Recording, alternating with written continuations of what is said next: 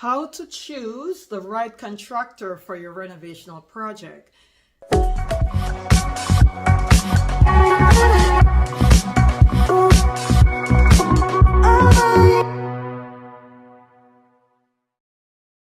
This is a big question. We have people getting ripped off with contractors all the time.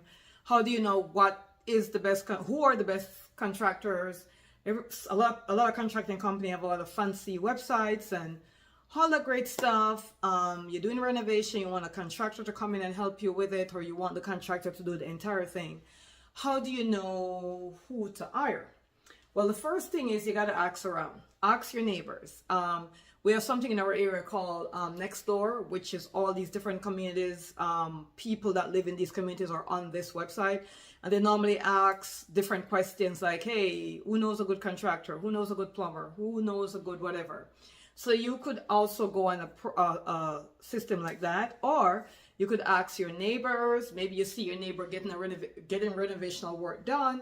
You could ask them if they're pleased with that renovational work. You could ask your co-workers, but definitely ask around, because believe you me, when it comes to renovation, if you have a horrible contractor, the neighbors will let you know about that. That's a fact. So make sure you're asking around.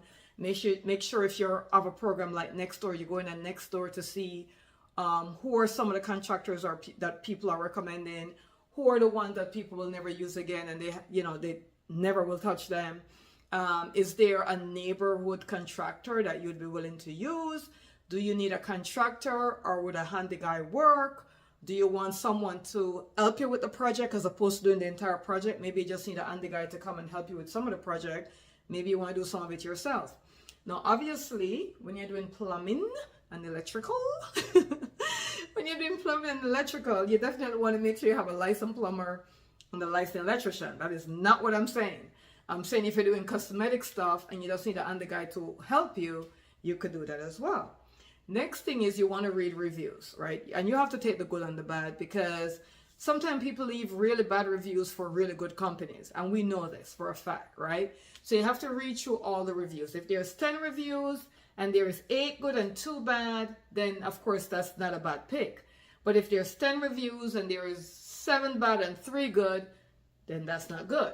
So you really have to be selective when it comes to reviews. I've learned over the years, because people sometimes are just they're just upset.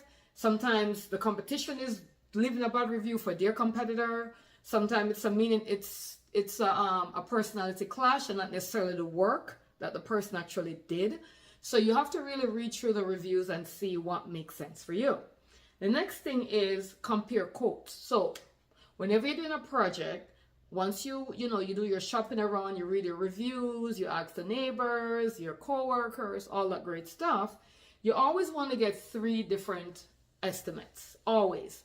Never go with the first guy, never go with the second guy. Make sure you get 3 estimates for the same job. When you do the 3 estimates for the same job, you're going to find you're going to have a high one, a low one, and one in the middle. And you have to then compare what's the difference in the gap, right? So let's say someone said $8,000 and another contractor say $10,000. You're going to want to find out, well, why is your price $2,000 more? You're not going to ask them that. You're going to ask them to detail, because you don't want them to know you're looking at other quotes necessarily, because then they'll just drop it. You don't want to do that. You want to find out why. Is it because they have a better quality work? Is it because they're using better quality material than the guy that's the lowest price, right? So make sure you're comparing apples to apples. Are you paying for the brand name? Maybe the contractor has a big name and everybody uses them, and because of that reason they charge more because of their name. Is the lowest contractor that, from the 3 quotes, is the lower quote in comparison to materials and all this great stuff as the highest quote. So you want to make sure you have 3 quotes. You want to make sure you're questioning each contractor that give you a quote as to why their price is what it is. Make sure they detail it down for you, so you know exactly. It's called a scope of work. So make sure you ask them for a scope of work. So they're like, okay, $10,000 to finish the project. Okay, can I have a scope of work? What's a scope of work? That's telling you when each item will be done. It's an itemized list of when and how they intend to finish the project. For example, they might say day 1 and 2, we're going to do demolition. We're going to be demolishing. Demolition consists of whatever, At the end of day 2, demolish will be finished and all that cleaned up. On day 3, we're going to start painting. And it's going to tell you how long they're going to take to paint. What quality paint is going to be used. You need to know this, because are they using Sherwin-Williams, or are they using the cheapest discounted one in Lowe's? We don't know. Need to buy or sell fast? Make one call, that's all. And put our 23 years of experience to work for you. Gift Group Sells Homes is the way to go. Call for 07-791-4713. These are questions we have to ask. So you have to be very specific when you get the quotes as to what the quotes entail. Can you get a scope of work? Go through the scope of work to see if it meets your timeline. The scope of work, if they're saying it will take 2 weeks to complete the project as an example, then the scope of work should have a 2-week finished timeline. But if they're telling you it's 2 weeks, and when you look at the scope of work, it looks like you're taking 3 weeks, then that's definitely something to be like, well, you're telling me 2 weeks here, but the scope of work is saying 3 weeks. Or on the scope of work, if they're saying it takes 1 day to do something that you know for a fact takes more than a day, then you need to question that. Hey, you want to tell me you're going to take 1 day to paint this entire house? Is that even possible? Oh yeah, we have 5 guys coming in and they're going to be able to finish it. You want to make sure, okay, so you're telling me that you're going to come in with 5 guys. So that means on the day on your scope of work that you are scheduled to paint the house, I'm going to see 5 guys. I don't want to hear Tommy was sick and called in sick, or Jimmy did something and Jimmy's not going to be here anymore, so now we have 3 guys, because that's going to completely mess up your scope of work. It's going to completely mess it up. So you don't want to do that. You want to make sure you know exactly. That's one of the things that contractors do as well. Sometimes, especially if you're paying them hourly, guys, they will push the work out as long as they can. I personally never go for hourly work. I just don't do it. If I'm asking you to do a project and you tell me it's going to be this per hour, I may not use your company, because I don't trust it. Because you're going to probably add time that's not addable, if that's a word. That's not even necessary just to extend out the hours. So I don't play with hourly work. No, I don't do it. Just give me how long is it going to take? How much are you going to charge me for this time frame? I'm not paying hourly. But if you're good with hourly payment, that's cool. Just make sure you know exactly the amount of hours that's going to be spent and what is the consequences if they go over the hours. So if they're like, you know what, I'm going to do your project in 10 hours. We're charging $30 per hour. I'm just making this up. Okay, that's cool. What happens if it takes 15 hours instead of 10? Who's to be blamed for that? Well, the project might go overtime. Well, what are some of the reasons why it might go overtime? I need to know this, because I don't want to pay you for 15 hours when you're giving me an estimate for 10 hours, right? Very important. The next thing is you need to make sure that they're licensed and insured. So you want to make sure you ask for their insurance and their license, especially when it comes to plumbing, electrical, and roofing, HVAC, all those kind of big stuff in the home. Make sure they're insured and they're licensed. Make sure that they're also bonded, okay? So that if anything goes crazy, you're covered. Very important that they have liability insurance as well when they work on your home. And then you need to ask for references, not from the neighbors and the co-workers that I talked about in the beginning. I'm talking about references from past jobs that they have done.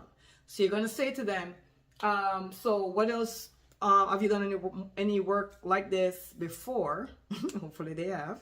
And you're going to be like, can you give me some references? Am I able to call your references? Or if the references is in the neighborhood or close by, can I go stop by and take a look at the work you did at that person's home? So the references doesn't necessarily have to be just phone calls, because we all know they could set up their friends and family to act like they did work for them when they know they didn't. But if they had previous work done in the same neighborhood or location or not too far from you, then you could say, is it possible for me to go take a look at the bathroom that you said you redid at 1 Main Street, or at the kitchen you said you redid at 5? Can you talk with the homeowner? Is it okay for us to just take a peek at it? Is that okay? Now, of course, they might have video and pictures, which is fine. But if you're able to go take a look, actual look at their work, and while you're looking, you ask the homeowners at that property, what were their experience like, or what was their experience like, then you'll probably be able to get a better reference point as opposed to them just giving you a number to call. So make sure you could either go take a look at it. Pictures and videos, as I said, is good. If the pictures are timestamped, which means they did the job at a particular day and they took pictures and timestamped it, then that's awesome. But you definitely want to check references, because that's a great way of knowing if what they're telling you makes sense and if you want to go work with them. So once again, just remember, ask your coworkers, go on Nextdoor, ask your friends, make sure you have references, make sure you check reviews, make sure you get 3 quotes, and make sure you're comparing the 3 quotes, and make sure they all give you a scope of work and you're pleased and happy with that before you even start to work.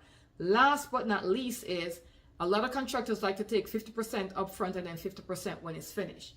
I prefer to pay 25% upfront, 25% halfway through, and the 50% at the end. Why?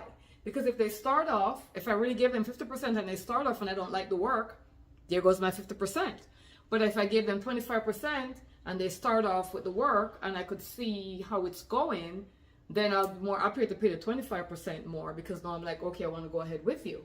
But if I paid 25% and didn't like the work, I could say, you know what, never mind, don't even finish. We're going to get someone else. So I prefer 25% upfront, 25% halfway, and then the other 50% at the end. Let me know what you think. Let me know if you have any comments or anything that you have gone through when it comes to hiring a contractor. Thank you so much for watching. I'll see you on the next one. Need to buy or sell fast? Make one call, that's all. And put our 23 years of experience to work for you. Gift Group Sells Homes is the way to go. Call for 07 791 4713.